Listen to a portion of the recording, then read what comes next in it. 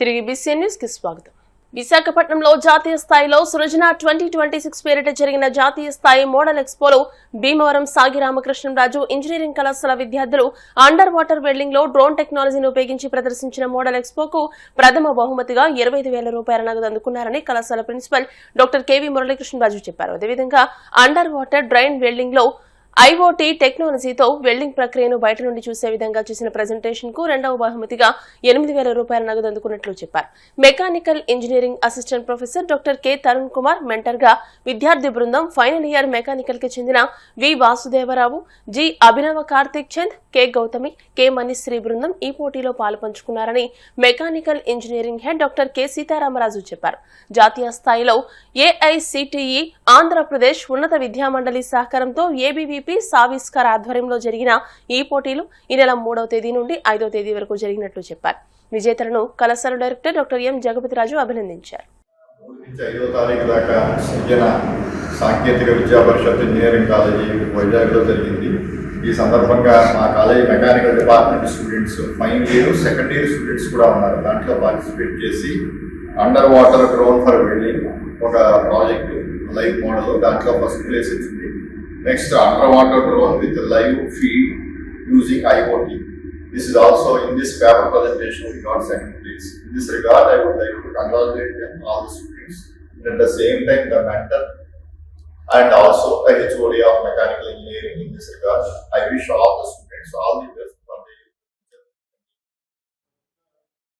Mechanical department చాలా ఆనందంగా ఉంది.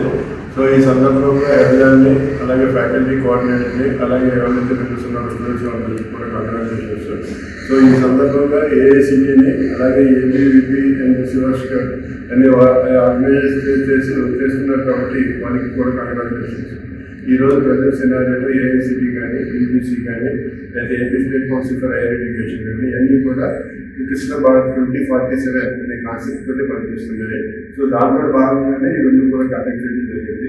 సో దీంట్లో వచ్చేటప్పటికి బ్లూ ఎనర్జీ అనే టీము ఫస్ట్ ప్రైజ్ వచ్చింది. ఎందుకంటే under water drone for welding ఇది చాలా ఇంపార్టెంట్ ఉంటుంది. ఎందుకంటే డ్రోన్స్ తోటి ఈ ఆ టెక్నాలజీ ఉపయోగించుకుని అండర్ వాటర్ కూడా వెల్డింగ్ అనమాట. ఇలా చేసినందుకు కూడా చాలా కంగ్రాచులేషన్స్. రెండో టీం వచ్చేటప్పటికి డీప్ సైట్, వీళ్ళకి దేంట్లో వచ్చిందంటే under water drone with live IoT feed అనే దాంట్లో వచ్చింది. సో ఈ రోజు IoT కూడా చాలా ఇంపార్టెంట్, మల్టీ డిసిప్లినరీ కూడా చాలా ఇంపార్టెంట్. కాబట్టి మీరు తీసుకున్న సబ్జెక్ట్కి చాలా మంచి సబ్జెక్టు, అలాగే మీ మెంటర్స్ అందరూ కూడా స్టూడెంట్స్ పార్టిసిపేట్ చేసి ఫస్ట్ ప్రైజ్ తీసుకురావడం చాలా ఆనందకరంగా ఉంది. Surely I thank Vasu and others who have extensively worked hard to prepare this underwater drone, which is the next level technology that the students have to gain, and this is the pride of SR here where we are dedicated.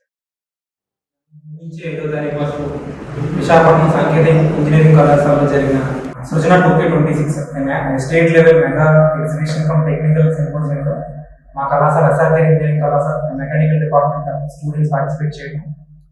అందులో model expo కేటగిరీలో first prize with 25,000 cash prize, అలాగే idea presentation కేటగిరీలో second prize with 8,000 cash prize పిల్లలు సాధించారని దీనికి గాను ఆ పిల్లలందరికీ ఏదైతే గత కొన్ని రోజుల క్రితం 3, 4, 5 తేదీల వైజాగ్ మహానగరంలో జరిగిన సృజన కార్యక్రమంలో దాదాపు ఆంధ్రప్రదేశ్ రాష్ట్రం నలుమూల నుండి ఇంజనీరింగ్ విద్యార్థులు పాల్గొనడం జరిగింది. ఈ కార్యక్రమంలో మన భీమవరం చెందిన SR విద్యార్థులు వర్కింగ్ ఎక్స్పోలో బ్లూ డ్రోన్ అనే ఒక ఎక్స్పోలో మొదటి బహుమానం మరియు ల్యాబ్ ప్రెజెంటేషన్లో రెండో బహుమానం participated in working model expo and paper presentation on underwater welding drone which was live IoT feed based. We secured first prize in working model expo and second prize in paper presentation. We gained more experience by participating in such events conducted by them, and we gained more learning about the external things and what engineering included and what we are practically doing. Through these events we gained more participation and also the prize. ప్రపంచంలోనే భారత railway వ్యవస్థ చాలా గొప్పదని, ఆర్థిక పరంగా, ఉపాధి పరంగా ఎంతో అభివృద్ధి పదంలో ఉన్న భారత రైల్వే ప్రపంచ రైల్వే వ్యవస్థలోనే గుర్తింపు పొందిందని chief parcel supervisor K Jayaram, SMR commercial Bhimavaram town K Srinivas, CTI MP Vijaya అన్నారు. శ్రీ విజ్ఞాన వేదిక భీమవరం రైల్వే శాఖల ఆధ్వర్యంలో భీమవరం టౌన్ రైల్వే స్టేషన్లో భారత రైల్వే వారోత్సవాలను శుక్రవారం ప్రారంభించారు. ఈ సందర్భంగా వారు మాట్లాడుతూ రైల్వే శాఖ 2027 నాటికి తొలి బుల్లెట్ రైలు, 2030 నాటికి రైల్వే మౌలిక సదుపాయాల అభివృద్ధిపై దృష్టి పెట్టిందని అన్నారు. జెడ్ఆర్యూసీసీ మాజీ సభ్యులు Arasavari Subrahmanyam, walkers international district governor Vadupu Gopi మాట్లాడుతూ భారత రైల్వే శాఖ ఆసియా ఖండంలోనే పెద్దదని, 34 ఏళ్లుగా స్వచ్ఛంద సంస్థలతో కలిసి వారోత్సవాలు నిర్వహించడం అభినందనీయమని అన్నారు. నిర్వాహకులు చెరుకువాడ రంగసాయి మాట్లాడుతూ ఈ నెల 16వ తేదీ వరకు రైల్వే శాఖ సహకారంతో వారోత్సవాలు నిర్వహిస్తామని, ముగింపు రోజున డివిజన్ రైల్వే అధికారులకు, ఉత్తమ సేవా తత్పరులకు సత్కారాలు చేస్తున్నామని అన్నారు. ఈ కార్యక్రమంలో పి రాజాబాబు, రైల్వే శాఖ అధికారులు, సిబ్బంది పాల్గొన్నారు. 26 సంవత్సరాల నుండి శ్రీ విజ్ఞాన వేదిక మన రంగసాయి గారి ఆధ్వర్యంలో ఈ వారోత్సవాలు చేస్తున్నందుకు చాలా ఆనందంగా ఉంది. భీమవరం టౌన్ స్టేషన్ పరిధిలో ఎన్నో డెవలప్మెంట్స్ జరుగుతున్నాయి. అమృత్ భారత్ స్టేషన్ స్కీమ్ కింద మనకి ఇప్పుడు ఆన్గోయింగ్ వర్క్స్ జరుగుతున్నాయి. ఒక 3 నెలలు 6 నెలల వ్యవధిలో మొత్తం పూర్తి అవడానికి అవకాశం ఉంది. పూర్తయితే మన స్టేషన్ ఇంకా బాగా అందంగా, సుందరంగా ఉండి ఇంకా మన అభివృద్ధి వ్యాపార పరంగా ప్లస్ ఫెసిలిటీస్ పరంగా అభివృద్ధి చెందుతుంది. ఈ మధ్య నూతన ట్రైన్స్ మన వైపు వెళ్ళటం జరుగుతోంది. వందే భారత్ ఎక్స్ప్రెస్ మరియు Amrit Bharat express, Arunachalam express. So ఈ విధంగా మనం ఇప్పుడు కొత్త సౌత్ కోస్ట్ కొత్త జోన్ ఏర్పడితే మరిన్ని ట్రైన్స్ మన వైపు వేసి మన ప్రాంతం మరింతగా అభివృద్ధి చెందడానికి అవకాశం ఉంది. ప్రతి సంవత్సరము ఈ వారోత్సవాలు ఏర్పాటు చేస్తున్న రంగసాయి గారికి మరియు శ్రీ విజ్ఞాన వేదిక వారికి కృతజ్ఞతలు తెలుపుకుంటున్నాము. భారత రైల్వే వారోత్సవాలు జరుపుకోవడం అనేది చాలా సంతోషకరమైన విషయం. ఎందుకంటే గత 29 సంవత్సరాల నుంచి మన విజ్ఞాన వేదిక కన్వీనర్ అయినటువంటి రంగసాయి గారి ఆధ్వర్యంలో చక్కగా నిర్వహిస్తున్న రైల్వే వారోత్సవాల్లో నన్ను కూడా వాకర్స్ ఇంటర్నేషనల్ గా 201 వాకర్స్ ఇంటర్నేషనల్ గవర్నర్ గా నన్ను కూడా వారు ఆహ్వానించడం, నన్ను కూడా భాగస్వామ్యం చేసినందుకు వారికి ప్రత్యేకమైన ధన్యవాదాలు తెలుపుకుంటున్నాను. ముఖ్యంగా ఈ రైల్వే వారోత్సవాలు సుమారు చాలా విలువైనది. ఎందుకంటే భారతదేశంలోనే మొట్టమొదటి సంస్థగా, పెద్ద సంస్థగా మనం చెప్పుకోవచ్చు. అటువంటి సంస్థ వారోత్సవాలు ఇంకా ఘనంగా చేసుకోవాలని, రాబోయే రోజుల్లో కూడా ఈ వారోత్సవాలు మన రంగసాయి గారి ఆధ్వర్యంలో మేము కూడా ప్రతి సంవత్సరం ఆయనతో పాటుగా మేము కూడా పాల్గొంటామని చెప్పేసి మనస్ఫూర్తిగా కోరుకుంటున్నాం. ప్రభుత్వానికి సంబంధించినటువంటి ఈ యొక్క రైల్వేస్ వ్యవస్థలో ఎంతోమందికి జీవనాధారంగా ఉంటూ ఎన్నో లక్షల మంది ప్రయాణికులను చేరవేసేటువంటి బాధ్యతని ఈ రైల్వే వ్యవస్థ చూస్తూ ఉంది. అలాంటి యొక్క రైల్వే వ్యవస్థకి సంబంధించినటువంటి ఈ యొక్క ప్రారంభం ఏదైతే ఉందో దాన్ని శ్రీ విజ్ఞాన వేదిక ఆధ్వర్యంలో ప్రతి సంవత్సరం కూడా రైల్వే వారోత్సవాలుగా నిర్వహించుకోవడం, ఈ యొక్క ప్రభుత్వ రంగ సంస్థ మరి ప్రపంచంలోనే అత్యధికమైనటువంటి ఎంప్లాయ్మెంట్స్ తోటి ఉంటూ ఎంతో ఆదాయాన్ని, అంటే భారత ఆర్థిక వ్యవస్థలోనే ఒక పరిపుష్టమైనటువంటి ఆదాయాన్ని సమకూరుస్తూ, అంటే రవాణా వ్యవస్థలో అగ్రగామిగా ఉంది. ఇలాంటి ఒక రైల్వే వ్యవస్థలో ఎంతోమంది డెడికేట్గా, అంటే అంకిత భావంతో పనిచేయడం వల్లే ఈ యొక్క సంస్థ ఎంతో ఉజ్వలమైనటువంటి భవిష్యత్తుకి శ్రీకారం చుట్టింది. 2014 నుంచి ఈ రోజు వరకు కూడా ఈ యొక్క రైల్వే వ్యవస్థలో చాలా వినూత్నమైనటువంటి మార్పులు రావడం జరిగింది. మీటర్ గేజ్గా ఉన్నటువంటి చోట్లన్నీ కూడా బ్రాడ్ గేజ్గా మార్చడం, అలాగే హై స్పీడ్ రైల్వేస్ని ఏర్పాటు చేయడం, కొన్ని ఏరియాస్లో అయితే బాగా కమర్షియల్గా ఉండేటువంటి చోట్ల ప్రైవేటు సంస్థలకు కూడా అప్పచెప్పుతూ ఈ రైల్వేస్ని ఇంకా ఎక్కువ ప్రజలకు అనుసంధానం చేయాలనేటువంటి ఆలోచనలో ప్రభుత్వం ఉంది. కాబట్టి ఈ యొక్క కార్యక్రమాలను ప్రతి సంవత్సరం చేసిన శ్రీ విజ్ఞాన వేదిక రంగసాయి గారికి అభినందనలు తెలియజేస్తారు. ప్రపంచ హోమియోపతి దినోత్సవం సందర్భంగా విజ్ఞాన వేదిక సేవా సంస్థ ఆధ్వర్యంలో భీమవరం టూటౌన్లోని రామలక్ష్మణ్ నగర్ నందు హోమియోపతి వైద్య విధానం కనుగొన్న శాస్త్రవేత్త డాక్టర్ ఫ్రెడరిక్ శామ్యూల్ హనేమన్ చిత్రపటానికి పూలమాల వేసి నివాళులర్పించారు. ఈ సందర్భంగా retired high school HM Kaligotla Gopala Sharma మాట్లాడుతూ 1755వ సంవత్సరంలో జర్మన్ దేశంలో జన్మించిన శామ్యూల్ హనేమన్ 1796వ సంవత్సరంలో మలేరియా వ్యాధి నివారణకు సంకోనా బెరడుతో చేసిన మందు కనిపెట్టి దాని పనితనాన్ని తెలుసుకోవడానికి తన మీద, తన స్నేహితుల మీద ప్రయోగించారని, తద్వారా టైఫాయిడ్ జ్వరం వచ్చినప్పుడు హోమియోపతి వైద్యం ద్వారా వ్యాధిని అరికట్టడం జరిగిందని, అనేక వ్యాధులకు హోమియోపతి వైద్యంలో మందులు కనిపెట్టబడ్డాయని అన్నారు. నిర్వాహకులు అల్లు శ్రీనివాస్ మాట్లాడుతూ ప్రస్తుత వైద్య విధానాల్లో హోమియోపతి వైద్యం 2వ స్థానంలో ఉందని, 66 దేశాల్లో హోమియోపతి వైద్యం ప్రాచుర్యంలో ఉండగా భారతదేశ జనాభాలో 38% ప్రజలు హోమియో వైద్యాన్ని వినియోగించారు ఉపయోగించుకుంటున్నారని, హోమియోపతి వైద్యం సామాన్య ప్రజలకు కూడా అందుబాటులో ఉంటుందని, అటువంటి వైద్యాన్ని కనుగొన్న మహనీయులను స్మరించుకోవడం మన ధర్మమని అన్నారు. ఈ కార్యక్రమంలో ఫణి, రవీంద్ర, ఉమా సాయి దీపక్, నాగేశ్వరరావు, దుర్గ తదితరులు పాల్గొన్నారు. ప్రఖ్యాత హోమియో పితామహుడుగా చెప్పదగిన శామ్యూల్ హనీమాన్ 1755 సంవత్సరం మరి ఇదే ఏప్రిల్ 10వ తారీఖున జన్మించడం జర్మనీలో. మరి ఆయన పుణ్యమాని ఇవాళ సామాన్య మానవాళికి ఎంతో సులభంగా, సునాయాసంగా, చాలా తక్కువ ఖర్చుతో మరి వైద్యం చేసుకునే అవకాశం కలిగింది. మరి అల్లోపతి, మరి హోమియోపతి, ఆయుర్వేదిక్ మందుల్లో చాలా మనకి ఇంగ్లీష్ మందుల కన్నా మరి తక్కువ ఖర్చు, తక్కువ, తొందరగా పనిచేసే గుణం ఉన్నవి. అటువంటి మందుల్ని కనిపెట్టిన ఆయన ప్రజలందరికీ కూడా ఆదర్శనీయుడు. మరి అటువంటి మహనీయుడిని జయంతిని హోమియోపతి డేగా ప్రపంచవ్యాప్తంగా జరుపుకుంటున్నాం. ఈ రోజు రామలక్ష్మణ నగర్లో విజ్ఞాన వేదిక ఆధ్వర్యంలో శ్రీనివాస్ గారి ఆధ్వర్యంలో ఆయనకి ఘనంగా నివాళులు అర్పించడం. ప్రపంచ హోమియోపతి దినోత్సవం. ఈ హోమియోపతి కనిపెట్టినటువంటి డాక్టర్ జర్మనీకి చెందినటువంటి శామ్యూల్ హనీమాన్ అనే వ్యక్తి మరి 1750 సంవత్సరంలో వారు జన్మించడం జరిగింది. వారు 1796 సంవత్సరంలో ఈ హోమియోపతి మీద రీసెర్చ్ చేసి మరి దానికి సంబంధించినటువంటి అనేక వ్యాధులకి వారు ఈ హోమియోపతి ద్వారా మందులు కనిపెట్టడం జరిగింది. మరి ప్రపంచ దేశాల్లో 66 దేశాల్లో ఈ హోమియోపతి వైద్యాన్ని ప్రాచుర్యంలోకి ఎక్కువగా వెళ్ళింది. మన ప్రాంతంలో, మన భారతదేశంలో అయితే 38% మాత్రమే ఈ హోమియోపతి వైద్యాన్ని అవలంబించడం జరుగుతూ ఉంది. మరి ప్రస్తుతం వైద్య రంగంలో రెండవదిగా ఇంగ్లీష్ మెడిసిన్ తర్వాత రెండవదిగా మనం ఈ హోమియోపతి అనేది మనం వాడటం జరుగుతూ ఉంది. మరి అనేక మందులు ఈ హోమియోపతి ద్వారా ఏమాత్రం సైడ్ ఎఫెక్ట్స్ లేకుండా మరి హోమియోపతి వైద్యం అనేది చాలా చక్కగా పనిచేస్తుంది. ఎటువంటి ఇబ్బందులు కూడా, ఇప్పుడు ఇంగ్లీష్ మెడిసిన్తో అయితే కొన్ని వ్యాధులకి కొన్ని మెడిసిన్స్ వాడటం వల్ల సైడ్ ఎఫెక్ట్స్ రావడం, దాని ద్వారా మళ్ళీ కొత్త రకమైన వ్యాధులు రావడం జరుగుతూ ఉంది. మరి హోమియోపతి అయితే అటువంటి వ్యాధులు ఏమి రాకుండా ఉంటాయి.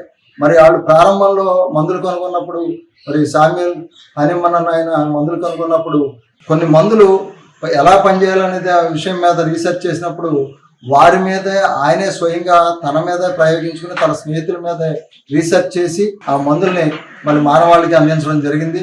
ఇవాళ అనేక విపత్కరమైనటువంటి వ్యాధులు వచ్చినప్పుడు ఈ హోమియోపతి వైద్యం చాలా చక్కగా పనిచేస్తుంది. అటువంటి మహనీయుడి జయంతిని మనం గుర్తు చేసుకోవాల్సినటువంటి ఆవశ్యకత ఉందని చెప్పేసి ఈరోజు రామలక్ష్మణ నగర్లో మరి జయంతి కార్యక్రమం ఏర్పాటు చేసి ప్రపంచానికి ఒక వెలుగును అందించినటువంటి శాస్త్రవేత్తలను వారి జయంతి వర్ధంతిని మనం చేసుకోవాల్సినటువంటి ఆవశ్యకత.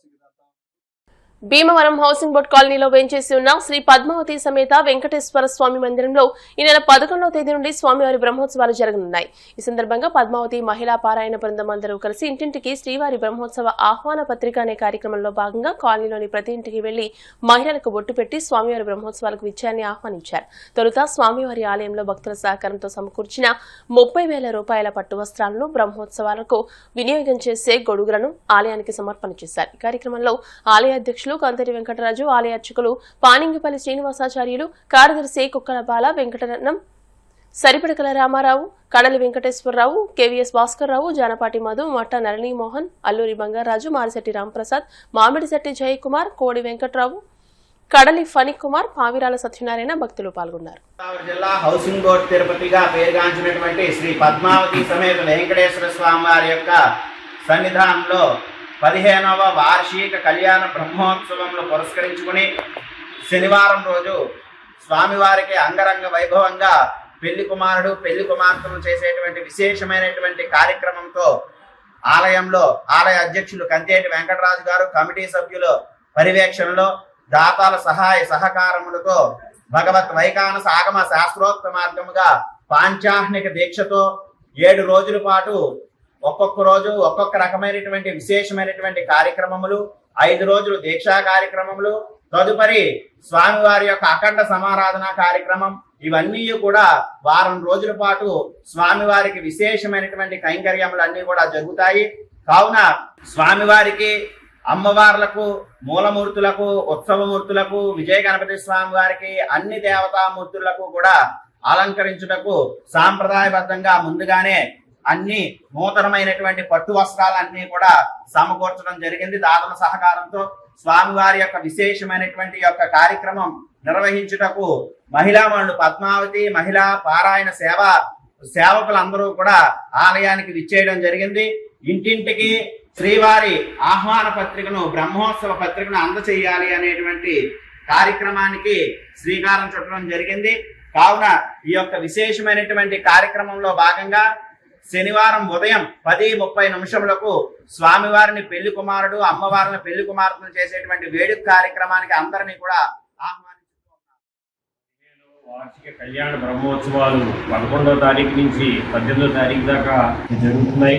ఈ పాంప్లెట్ అన్నింటినీ కూడా మన రాష్ట్ర ముఖ్యమంత్రి వర్యులు చంద్రబాబు నాయుడు గారి చేతుల మీదుగా నిన్నే అక్కడ ప్రారంభోత్సవం చేయడం జరిగింది.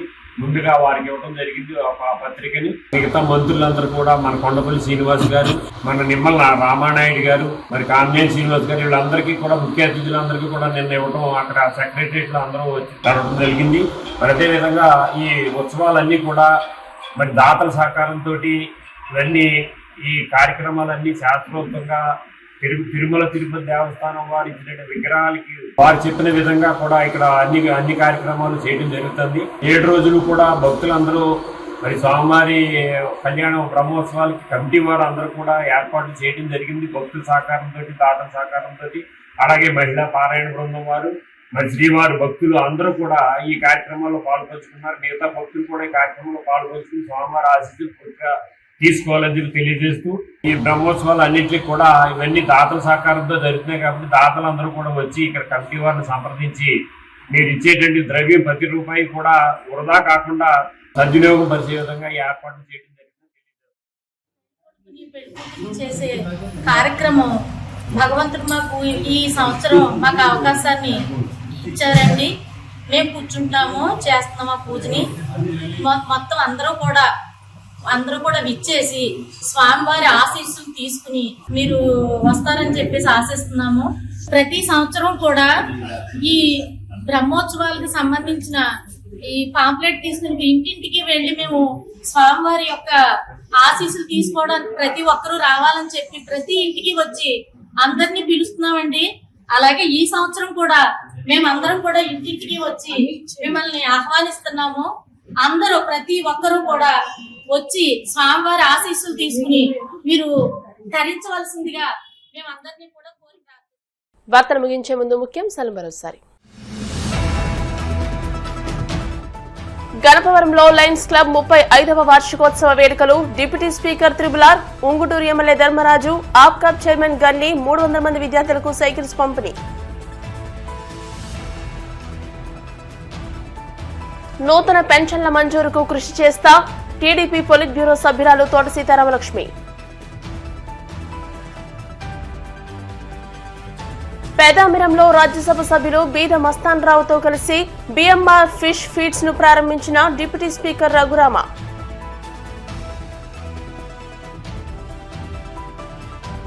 పెదపుల్లేరులో భ్రమరాంబ సమేత మల్లికార్జున స్వామి ఆలయ ప్రతిష్టాపన మహోత్సవాలలో భాగంగా ఘనంగా విగ్రహాల ఊరేగింపు. ఈ వార్తలు ఇంతటితో సమాప్తం. మరిన్ని వార్తల కోసం BCN digital YouTube channel, Facebook page ని ఫాలో అవ్వండి. అప్డేటెడ్ వార్తల కోసం ప్లీజ్ సబ్స్క్రైబ్.